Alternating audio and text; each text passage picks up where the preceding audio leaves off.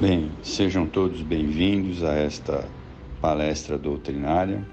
Nós vamos falar hoje sobre o transe mediúnico, baseado no livro da Sueli Caldas Schubert.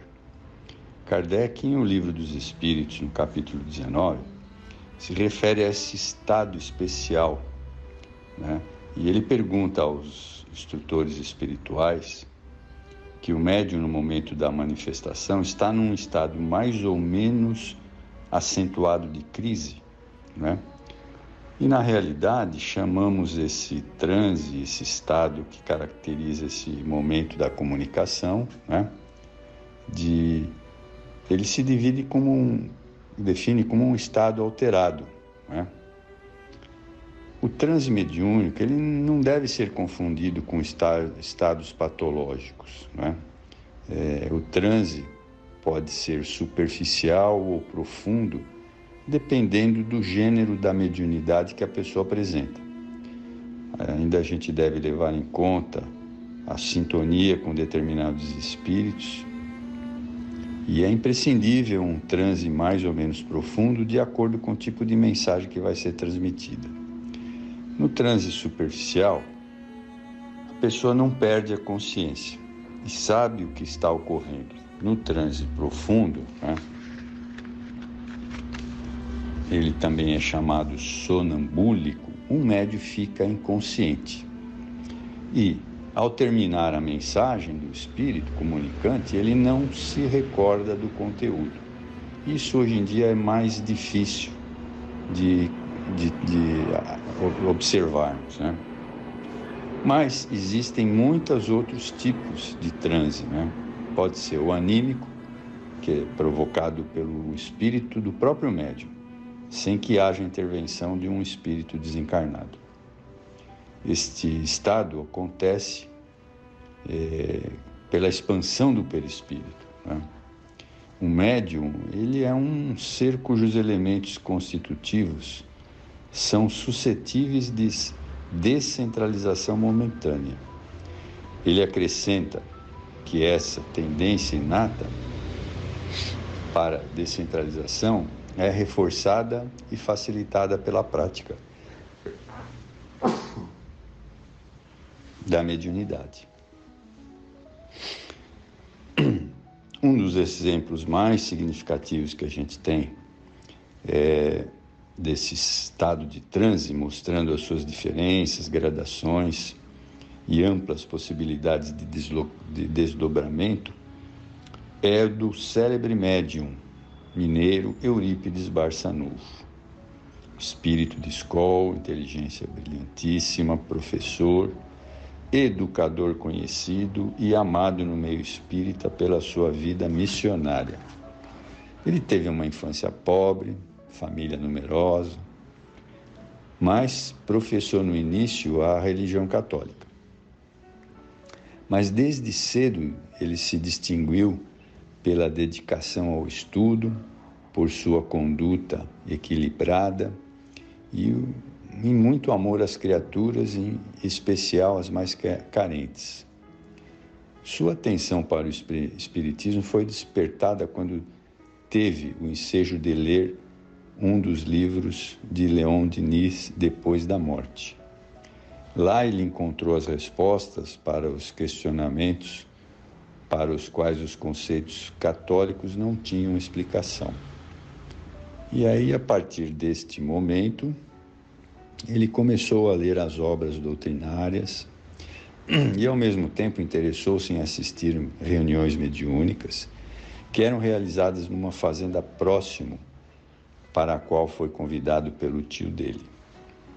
A primeira reunião mediúnica assistida por Eurípides Barçanufo foi decisiva, pois encontrou ali a comprovação daquilo que, teoricamente, fora informado ou pressentia intuitivamente. Embora os participantes do grupo fossem pessoas de nível intelectual muito abaixo da de Eurípides, as comunicações que ele assistiu tinham surpreendente conteúdo filosófico e espiritual, atestando a autenticidade das mesmas. Mentalmente ele fez um pedido, que foi correspondido por um espírito de luz em forma de uma belíssima mensagem que foi transmitida por um homem do campo, muito simples. Fiel ele era aos seus princípios da honestidade e dignidade, ele comunicou às autoridades eclesiásticas locais a sua conversão ao espiritismo. A mediunidade de Eurípides eclodiu de forma notável, espontânea, multiforme, como acontece aos espíritos que nós conhecemos, que são preparados para isso, né? E vêm com uma missão muito especial. Desdobramento, vidência, psicofonia, psicografia, curas, efeitos físicos, receituários foram surgindo e se tornando coisa do dia a dia na sua vida. Ele era professor e educador. Ele fundou o Colégio Allan Kardec, que até hoje existe em Sacramento. Lecionou as mais diversas matérias, pois, tinha uma inteligência invulgar, ele dominava perfeitamente os mais diversos ramos do conhecimento humano. Também fundou o Centro Espírita Esperança e Caridade. Ele tinha uma capacidade de desdobramento, que era algo muito comum no seu dia a dia. Que ele atendia enfermos que se encontravam em outros locais, entrando em transe e indo em espírito onde esses se encontravam. E não raro, lá o seu espírito tornava-se visível aos que estivessem presentes, enquanto seu corpo físico estava em outro ambiente, e também visível aos que ali estivessem, né? Então isso era muito comum, ele estar em 2 lugares ao mesmo tempo. Isto acontecia até na sala de aula, quando havia uma urgente necessidade de atender uma pessoa muito doente ou até em perigo de vida.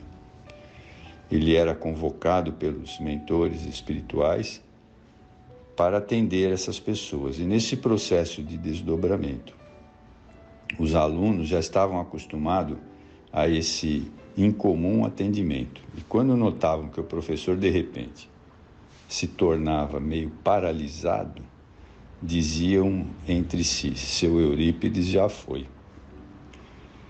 Por ocasião da grande epidemia de gripe, aquela difícil epidemia espanhola, né?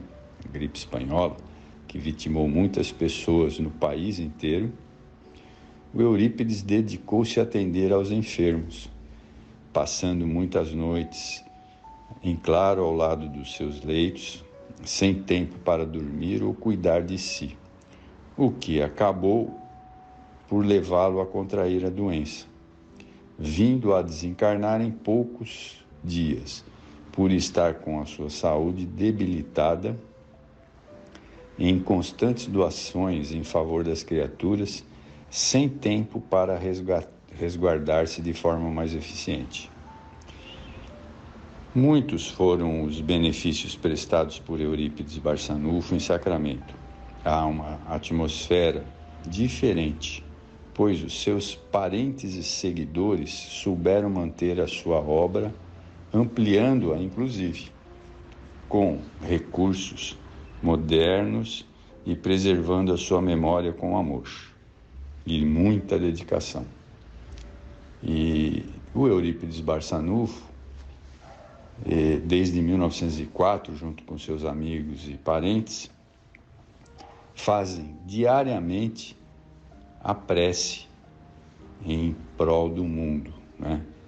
Mesmo ele estando desencarnado, essas preces continuaram até hoje. Ele é um espírito muito luminar.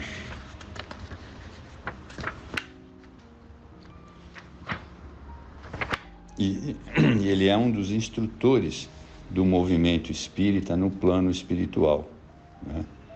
E ele prossegue esse trabalho de socorro às criaturas até hoje. E a vida do Eurípides Barçanufo motiva a todos a perseguir a singela tarefa mediúnica, com dedicação, exercitar as potencialidades que são próprias, né, com o tempo e o burilamento constante. E ele é um grande exemplo para todos nós, né?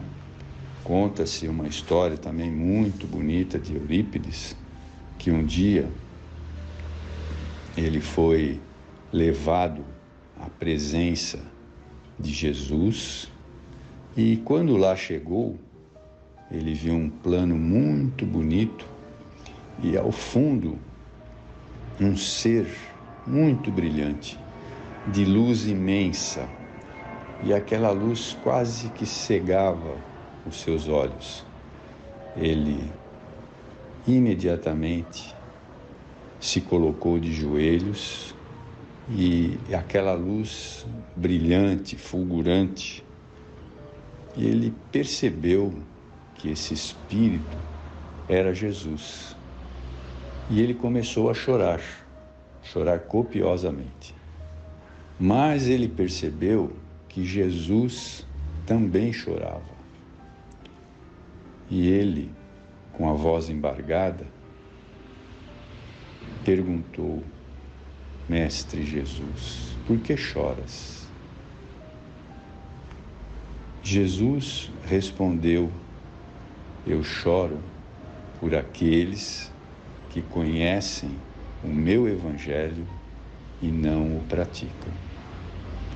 Então, vejam, nós hoje, tendo esta oportunidade que Deus nos concedeu de conhecermos a doutrina espírita, né, temos o dever, a obrigação de aproveitarmos ao máximo esta oportunidade que Jesus está nos dando e devemos, além de estudar, colocar a doutrina em prática, ou seja, arregaçarmos as mãos e trabalharmos em prol daqueles mais necessitados e da evangelização do nosso planeta. Bem, eu espero que vocês tenham gostado dessas histórias de Eurípides Barçanufo, porque é um espírito que nos acompanha e nos vigia até hoje, para que possamos continuar sempre mais fortes. Muito obrigado.